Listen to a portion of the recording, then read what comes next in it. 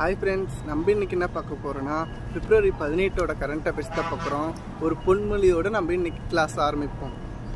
என்னென்னா, நமக்கு ஒரு விஷயம், நமக்கு தேவையான சக்தியும் செயல் ஊக்கமும் நம்மிடம் இருக்குது, நம்மக்கிட்ட இருக்குது அப்படின்னா அதை முழுமையாக நம்ம நம்பினா தான் இவை ரெண்டுமே நீர்வீழ்ச்சி எப்படி போகுது சல்லுன்னு அது மாதிரி கிடைக்க வேண்டியதெல்லாம் கிடைக்கும் அப்படின்றது அந்த பொன்மொழி. வாங்க இன்றைக்கி அப்படியே கிளாஸ்குள்ளார போகலாம்.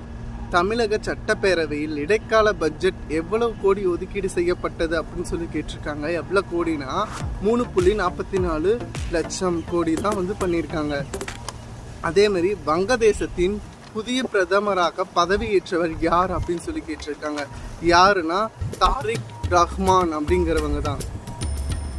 இந்தியா பிரான்ஸ் எத்தனை ஒப்பந்தங்கள் கையெழுத்து ஆனது அப்படின்னு சொல்லி கேட்டிருக்காங்க. 21 ஒப்பந்தங்கள் கையெழுத்தாகியிருக்கு.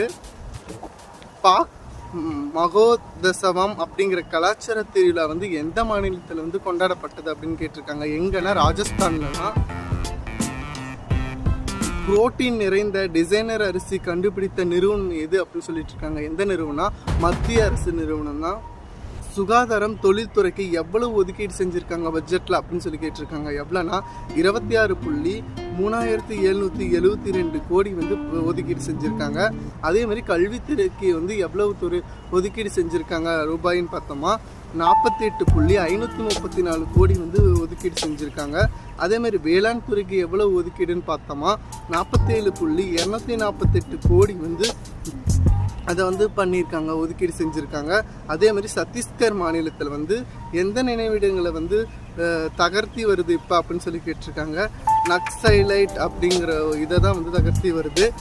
இந்தியா ஜிம்பாப்வே அப்படிங்கிற T20 சூப்பர் சுற்று 8ல் 26ஆம் தேதி எங்கே நடக்க போகுதா போட்டி அப்படின்னு கேட்டிருக்காங்க.